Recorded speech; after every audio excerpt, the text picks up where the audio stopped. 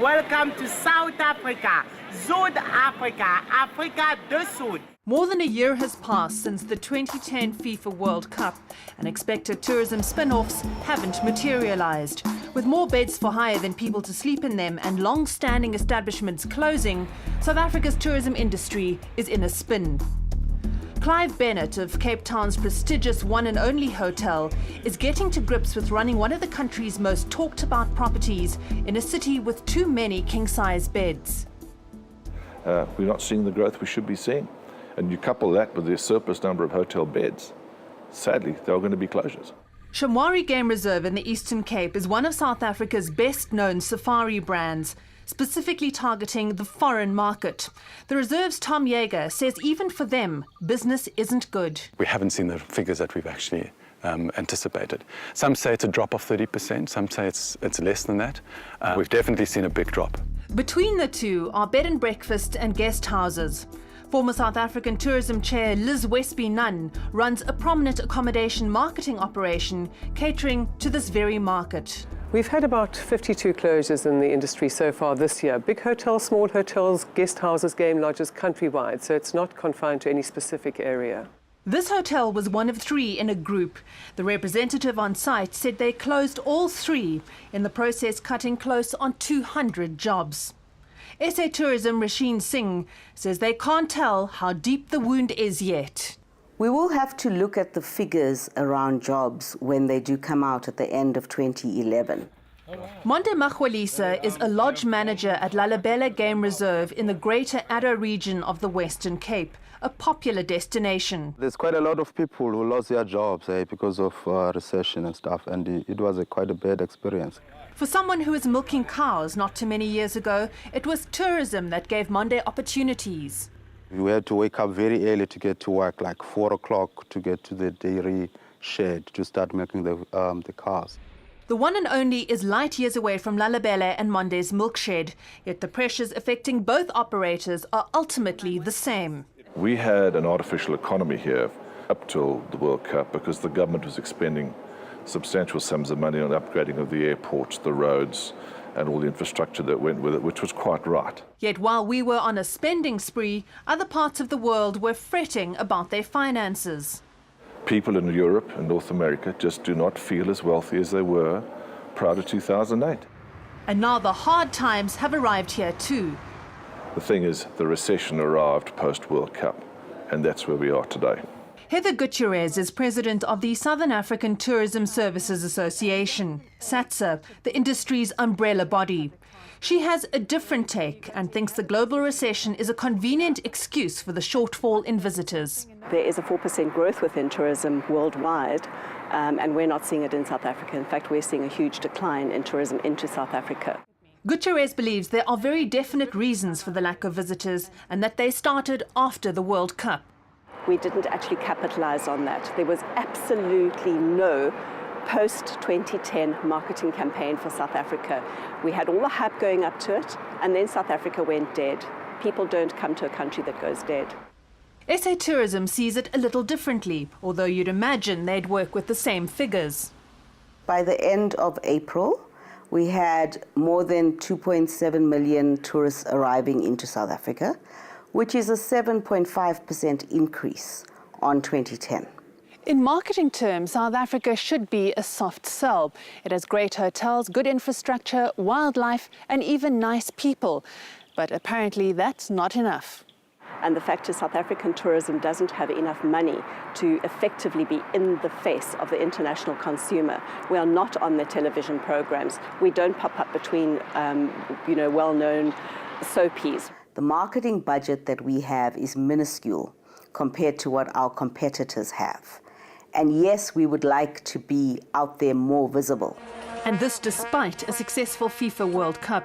Recent SA Tourism visitor stats show, oddly enough, that most of our tourists come from Zimbabwe, followed by Lesotho. Traditional markets like the UK apparently lag far behind. Westby-Nunn says the methodology used for gathering statistics has always been flawed. We have these wonderful stats where we have 8 million arrivals, but in effect, probably only 1 million are true leisure tourists that travel this country. So while tourists from neighbouring countries are often economic migrants, Sato says political migrants aren't included.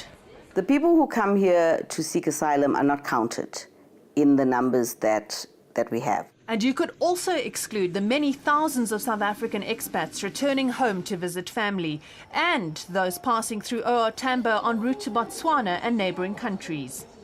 When the real tourists don't come, however, workers in the industry end up losing their jobs. Shamwari's neighbour, Lalibela, says it does fairly well, but it still had to cut its workforce. Our staff numbers now are approximately 78 in total. They have dropped. We were just over 100. Official figures show that 1 in 10 people will work in the industry globally by 2021.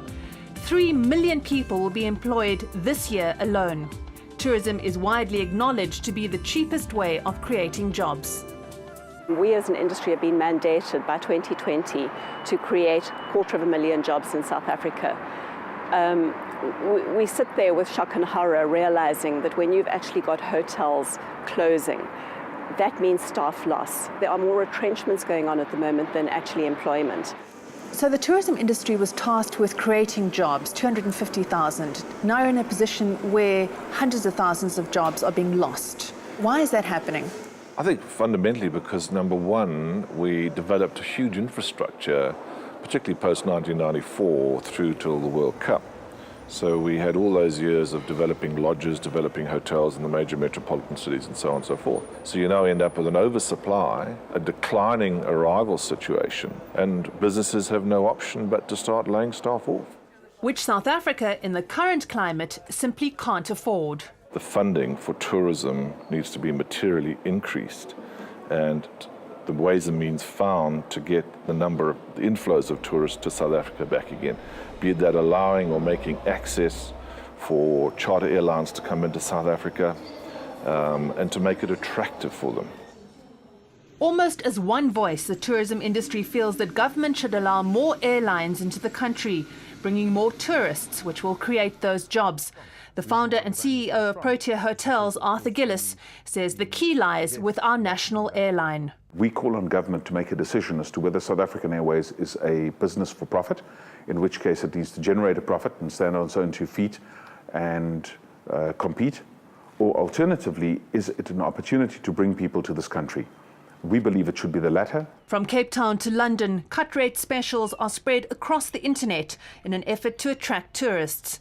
People want to visit South Africa, provided they feel safe and that the price is right. It's this type of wildlife scene that people are willing to pay lots of money to see, yet increasingly they're going to Kenya to see it, apparently because it's cheaper. Many establishments saw the World Cup as an opportunity to make a killing, and the effects of this greed have lingered. Vernon Waite remembers. There were some places that thought they could charge exorbitant rates, and I think that didn't just backfire on them by them not achieving those rates, but it backfired on the country. We were greedy, and we were perceived as a result as being an inexpensive destination, which prior to Soccer 2010, we've never had that perception. What does keep establishments going are local tourists, says Waite, especially when the weather is cold and business is bleak. We give them a very special rate, and that sustains us during our winter months. 90% of our business is focused on the domestic market. We think that that is the savior for South Africa and for Africa. Gillis started the Protea Group in the early 80s when South Africa was the last destination on many people's lists.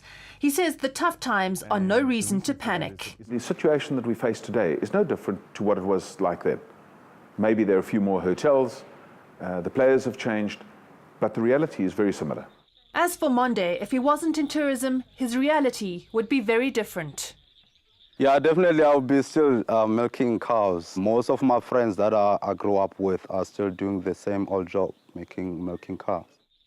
But for now, he is employed, and one way of looking at the hard times is that there's a new world out there, a new market. There's a middle class that's emerging through other markets like India, for example, and China, which we never actually really looked at traditionally. We talk about India, we talk about China, we talk about South America to infill what is being left behind by Europe.